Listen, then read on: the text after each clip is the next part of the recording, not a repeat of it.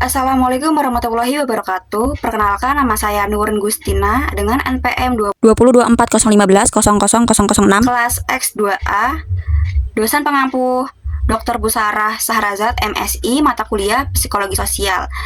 Saat ini saya akan memaparkan mengenai topik psikologi kerumunan saat arus balik mudik. Apakah ada yang tahu definisi dari psikologi kerumunan tersebut? Yaps, saya akan menjelaskan atau menjabarkan mengenai hal itu.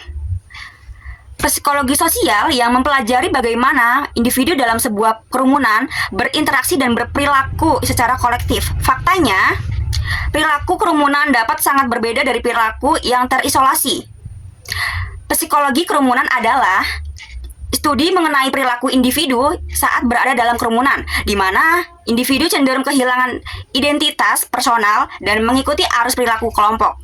Menurut para ahli, Gustav Le Bon 1895 dalam buku The Work a Study of the Popular Man menyatakan bahwa dalam kerumunan individu kehilangan kesadaran pribadi dan bertindak berdasarkan emosi kolektif. Lalu, menurut Sigmund Freud menambahkan bahwa dalam kerumunan individu mengalami penurunan fungsi ego, sehingga dorongan bawah sadar lebih mudah muncul. Lalu, apa ciri-ciri dari psikologi kerumunan saat arus balik? Yang pertama, anonimitas adalah individu merasa identitasnya tersembunyi dalam kerumunan. Yang kedua, penularan emosi adalah emosi sudah menyebar antara individu. Yang ketiga, penurunan tanggung jawab personal. Orang cenderung merasa tidak bertanggung jawab atas tindakan kolektif. Yang keempat, perilaku impulsif dan irasional adalah banyak keputusan yang diambil tanpa pertimbangan logis. Kelima, konformitas tinggi adalah individu mengikuti tindakan mayoritas tanpa berpikir panjang. Dampak dari psikologi kerumunan saat arus balik mudik yaitu: pertama, ada kecemasan dan stres tinggi dikarenakan situasi penuh tekanan dan kepadatan. Yang kedua, ada potensi konflik antara individu akibat kelelahan dan ketidaksabaran. Yang ketiga, ada perilaku panik terutama dalam kondisi darurat seperti kecelakaan atau gangguan jalur. Yang keempat, ada kecemasan parah akibat perilaku saling mendahulukan atau tidak didisiplin.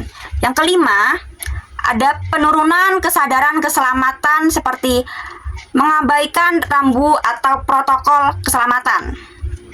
Penelitian terdahulu psikologi kerumunan saat arus balik mudik.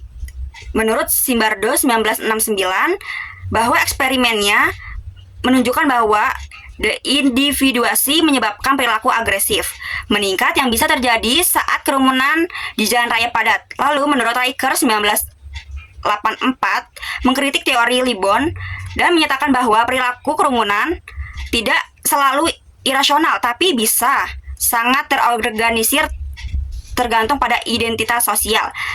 Menurut oleh Irwanto 2002 di Jakarta menemukan bahwa perilaku agresif di jalan meningkat saat musim mudik akibat kepadatan, kelelahan, dan kurangnya peraturan. Lalu, bagaimana ya cara penanganan psikologi kerumunan pada saat arus balik mudik? Yang pertama, ada manajemen lalu lintas berbasis psikologi sosial, yaitu membuat alur yang jelas, membagikan jalur arus balik, dan informasi real time. Yang kedua, meningkatkan komunikasi publik, yaitu edukasi lewat media sosial dan untuk menyebarkan kepentingan perilaku kolektif yang aman. Yang ketiga, ada melibatkan tokoh masyarakat atau influencer untuk memberikan contoh perilaku tertib.